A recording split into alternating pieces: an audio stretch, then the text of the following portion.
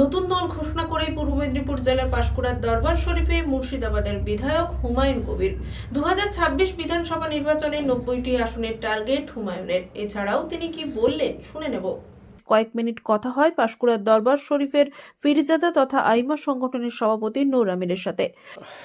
সব কথা এই মুহূর্তে আমরা ডিসকাস করতে পারবো না।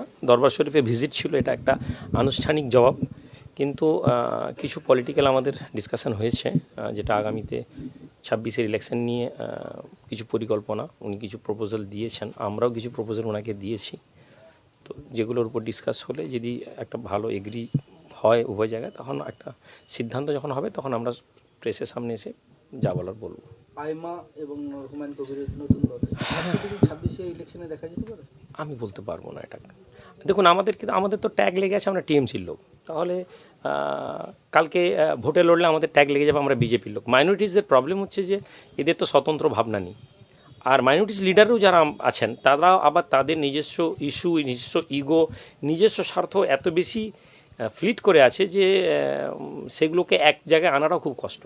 ফলে যতক্ষণ কিছু হচ্ছে না আমরা কিছু বলতে পারবো না। তবে একটা কথা আমি খুব স্ট্রেট ফরওয়ার্ড বলেছি যে বিজেপিকে জায়গা করার জন্য আমরা কোনো ভূমিকা নিতে পারবো না, এবং উনি এখানে সহমত যে বিজেপিকে আটকানোর জন্য যা করার উনিও করবেন।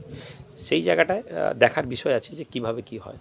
যারা পলিটিক্যালি ডিরেক্ট লড়ছেন তারা ঠিক আছে। আমাদের একটা ভোটে আমাদের কন্ট্রোল আছে, আমাদের একটা ইলেকশানে আমাদের একটা ভূমিকা থাকে।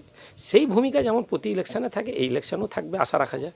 সেটা আমাদের যারা কোর মেম্বার আছেন, কমিটি আছেন, তারা ডিসাইড করবেন। আছে আমাদের ওই পলিটিক্যাল দল। আমরা অ্যাকচুয়ালি আপনাকে আগেই বলছি যে এখনকার রাজনীতি নীতির উপরে চলে না। যে লোকটাকে ভোটের কথা বলতে যাবো সে বলবে আমার কী লাভ। আর আমরা পশ্চিমবঙ্গ এত পিছিয়ে থাকার কারণ আমরা 500 টাকায় ভোট বিক্রি করি।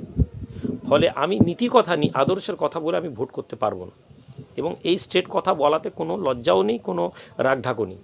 তাহলে ভোটটা করতে গেলে পয়সা লাগবে আমাদের কাছে বিধানসভায় লড়ার মতন।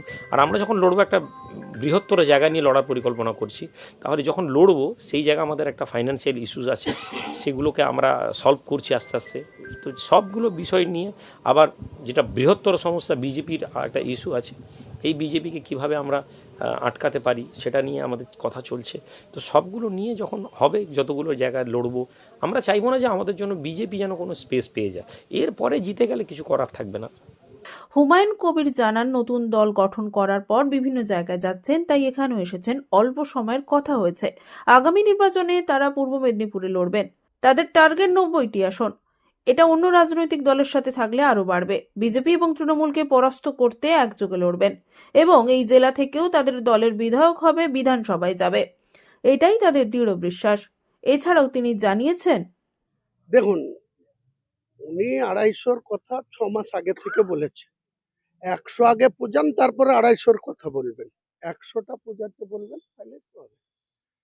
আমরা তো, ওনারা তো সরকারে আছে, কাজে ওনারা দাবি করতেই পারেন।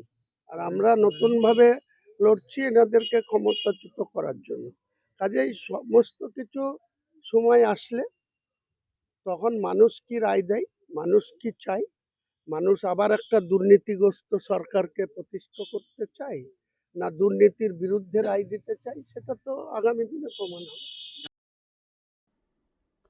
পুলক বেড়ার রিপোর্ট, খবর 20BS।